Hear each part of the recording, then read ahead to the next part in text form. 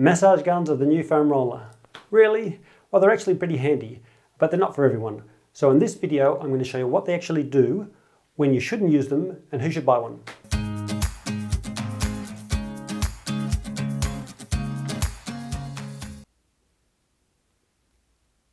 Percussion massage is pretty good at increasing the blood supply to muscles and tendons. And this blood brings nutrients and oxygen to the muscles, helping them heal.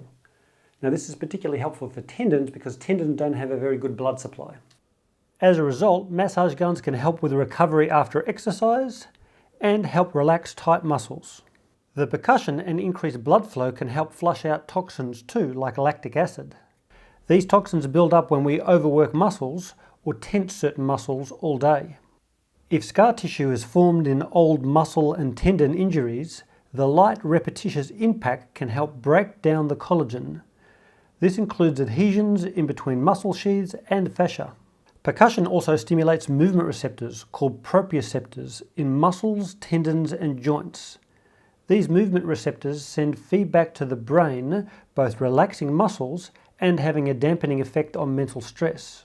This proprioceptive feedback can even help loosen joints in the spine slightly too. The vibration effect of these massage guns can stimulate the movement receptors of dormant and underactive muscles and make the brain more aware of these underused muscles. That's quite a lot, hey? And compared to foam rollers, they're a lot smaller, handier and easier to use, but they do have their cons. The increased blood supply that you get from using massage guns can increase any inflammation that you have.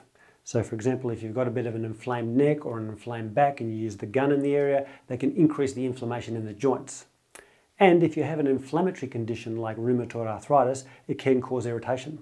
With the exception of some parts of the soles of your feet, a massage will generally just irritate any joints of the arms or legs. They're really more for soft tissue.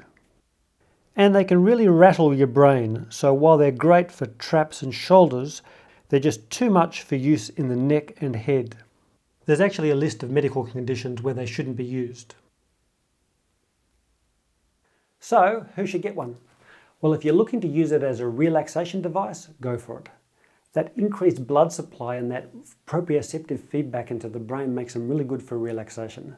Now, they're not for everyone, but some people really like them and some people love them. The blood flow stimulation and toxin removal makes them handy for sports buffs too. After a workout, to use on stiff tight muscles, even as a pre-workout on chronically problematic muscles. And for people with old injuries, especially to muscle tendons, they can really help the rehab process.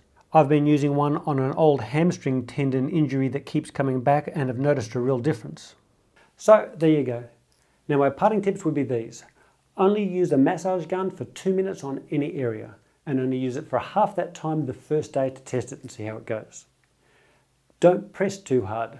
You don't have to press hard with a massage gun because they're pretty powerful, so just the weight of the massage gun on an area is enough.